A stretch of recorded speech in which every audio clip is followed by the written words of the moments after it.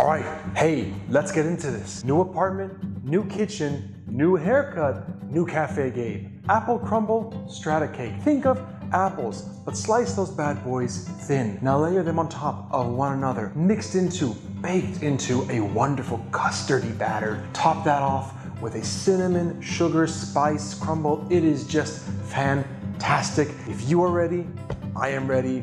Apple crumble strata cake today at Café Gabe.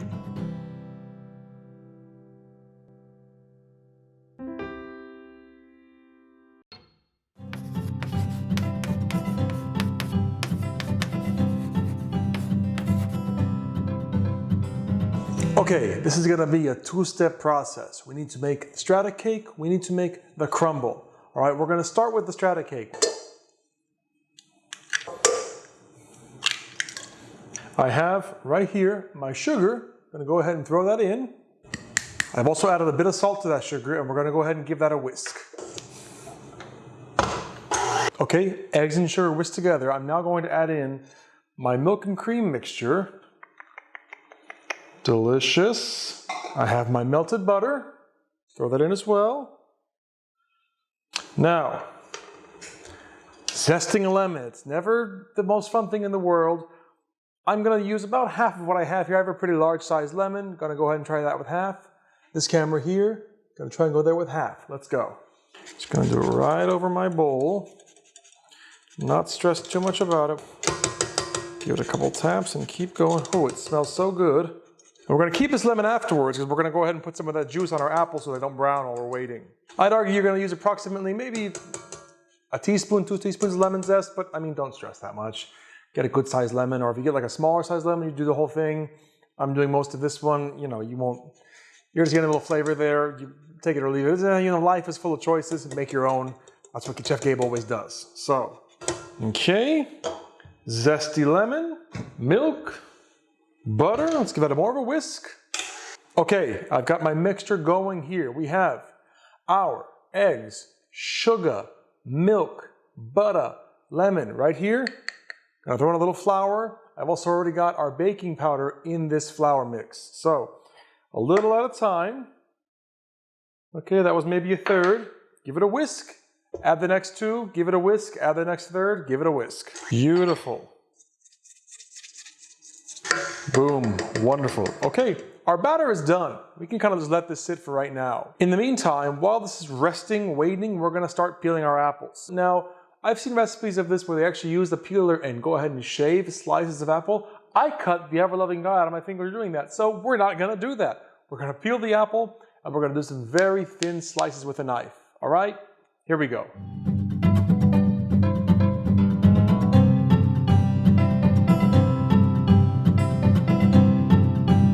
So I'm using 3 small green apples. I really like my Granny Smiths. If you've ever seen my oatmeal apple spiced cookie recipe, Granny Smith, the way to go. I don't have a Granny Smith, but if I did, I get it now. I'm going to peel these down. Now don't worry, they're gonna brown a little bit. They'll be fine. They'll be fine, you'll be fine, we'll be fine, dessert is coming.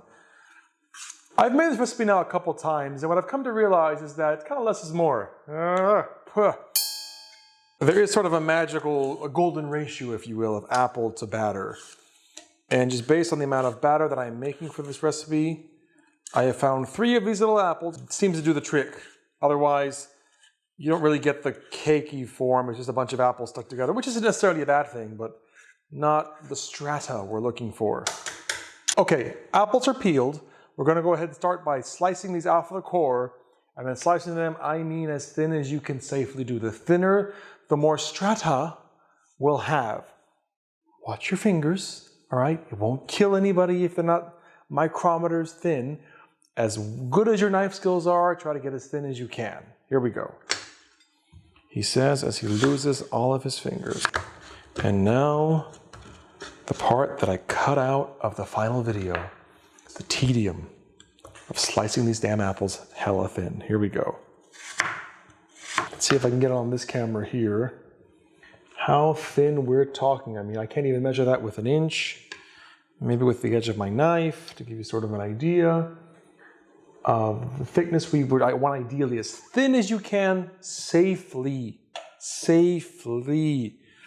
Not worth it to get too risky. Don't get impatient. Nothing to gain, a lot to lose. The dessert will be there. Gosh darn it. There are worse fates, right?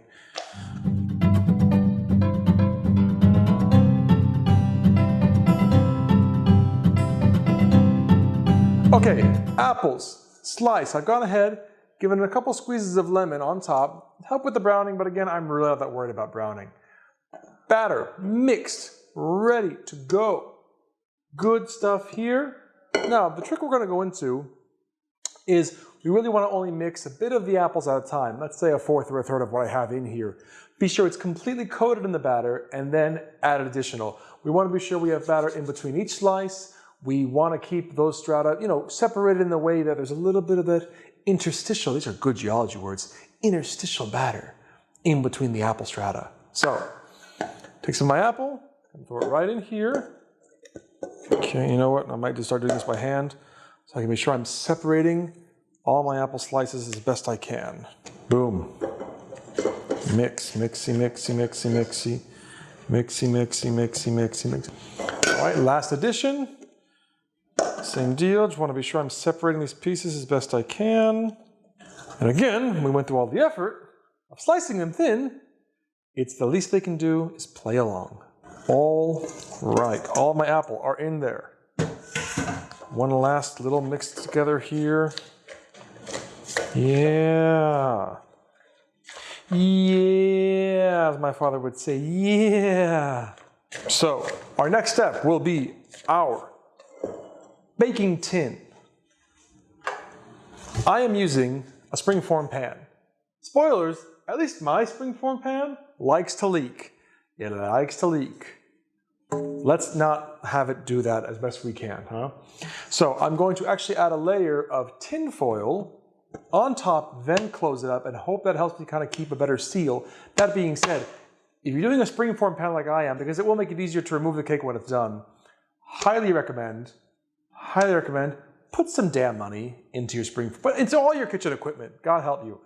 I'm going to work with what I got, try to do the same. Let's go ahead and add that foil here. Okay, springform pan here. I've got my tin foil around it. I'm gonna tighten it up.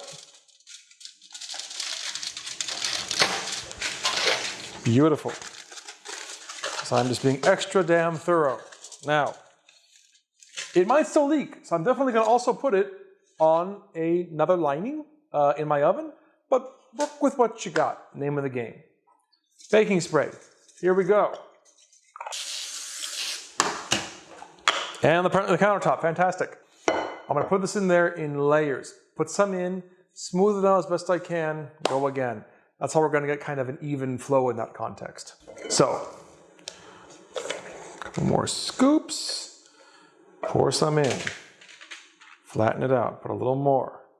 Flatten it, I want a single layer as best I can get here. Put the rest of it in there. Got our good stuff here. Gonna let this sit while we make our apple crumb. Here we go.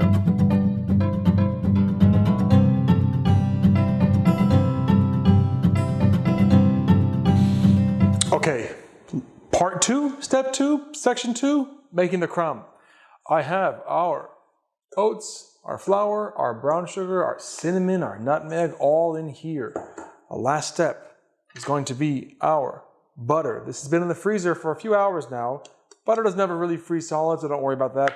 We do want to kind of cut it, dice it a bit. If you've ever made a pastry crust, very same idea. We want those beautiful pea-sized mixtures within this crumb. I've got my pastry cutter here. You could do the same thing with forks, with kind of a knife and a fork, with your fingertips. That sounds gross. I'm going to use my tools. For starters, dicing the butter. So, cut it down the middle. Yeah.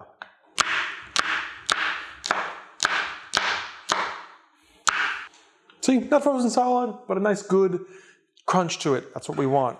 I think of pie crust, some of the best parts are that some pieces just kind of, the flakiness, the crunch, the crumble of it, that is a big component of that is the fact that the butter is not mixed in there evenly. Pastry cutter, gonna cut down, down, down. I'll scrape as I need to, down again. Here we go. Now, some very sage wisdom from Chef Gabe. In relation to cooking, it's the only thing I'm really good at. I was never a good geologist, was never a good student otherwise. I can only lift things that are heavy, can't run, can't throw a ball, can't catch a ball, can't tennis. Not good at sports. Cooking I've got. So hear me out when I tell you what mistake I've already made. This bowl is too small. Always work at a bowl bigger than you think you need. I know I've said that before in some other video, saying it again now, because I am about this close from constantly making a mess out of this bowl. All right, so I'll see some big chunks. Gonna, with clean hands obviously, scoop the back, get it out of there, keep going. Check out this good stuff. Look at this. These pea-sized shapes, that's what we want. We want just a number of those. That's the crumb in our crumble. So our next step will be to actually top our apple cake with our crumble. So shaking it out, and I'm gonna just let it shimmy on down. Oh my goodness. I'll help it out here a little bit, all the way to the sides. Pat it down a little bit, not too hard. Give it a little pat just to kind of flatten the top, but don't be pressing into it. Okay, this is ready for the oven. I've already got it preheated to my 350. The cook time is going to kind of depend on how tall you've made yours. I've made this before in a loaf tin. It took certainly longer. As spread out as this is within this springform pan, I'm going to actually start at about probably 30, 35 minutes. Give it a look, give it a toothpick test, see how we're doing. Ideally, the crumble is nice and brown. You might even hear a bit of a sizzle from the apples. But I'd say if your crumble isn't brown yet, keep it cooking. Keep it cooking. And especially when we take it out, we're going to leave that thing to sit and set. Because if you open it, in a spring form, open that up before it's set, you're going to get a mess everywhere. So pop this in the oven for at least 30 minutes. Going to see how that crumble looks. Then we'll go from there. Here we go.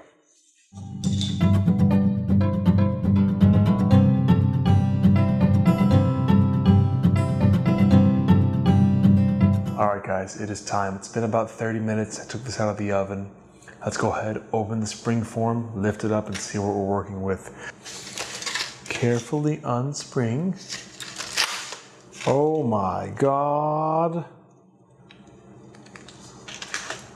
Ah. Wow. That is perfect. That is perfect. Look at that. Good stuff.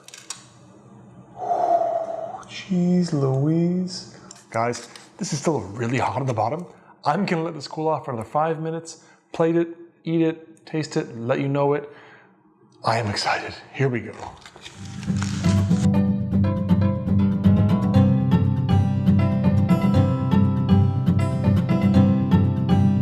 Okay, it's officially tomorrow morning.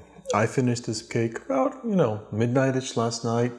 I did an original taste test and found that it was really good, don't get me wrong, but I made a comment about it really needing to sit and set, and I just lost patience, and I paid for it because while it was good, it was falling apart. But as you can see here, we have a wonderful shape, a wonderful layering. Come on, there it is. Beautiful crumble, beautiful cake, holding its shape. That's what we want. That's the best way to serve it. You can always microwave it, 10, 20 seconds, kind of heat it up a bit, but this is how we're gonna keep it. Oh yes. Think like an apple coffee cake almost, but better. If I made this again, which I will, I would probably cut this crumb recipe in half or maybe into like 2/3. As of right now, as it stands, it's like half crumb and half cake, which is delicious. I would say you can probably, if you make it the exact same way I did with the standard form springform pan, with the 3 smaller apples, cut the crumb in half. Or don't, and just eat a whole lot of crumb. It's really good. Definitely let it sit for at least 6 to 8 hours. This is so much better than it was last night as far as eating it. The feeling of eating it's better. It's just easier to eat. It stays together. The bite is better. Oh man, what a treat. Well, everyone, as always, thank you so much for coming to Café Gabe. Let's keep the changes going. Look, you all know the drill. If you try the recipe, please like the video. Let me know what you think about it. Leave a comment. Try something different, try something new. I could even say maybe adding a little bit of like cayenne pepper. Chef John would love that. A little cayenne, a little actual heat spice, just to kind of give it a kick, huh? Sweet and spicy is never a bad deal. Hey, subscribe. If you haven't already, subscribe to the channel. Set up here. I'm ready to get some things rolling. I've already got ideas cooking in the oven, so to speak. Really some great recipes coming up, so please subscribe, hit the bell, be ready to watch some good new stuff. But I'm gonna finish this. As always, guys, thank you so much for coming to Café Gabe. Be well, stay safe, adios.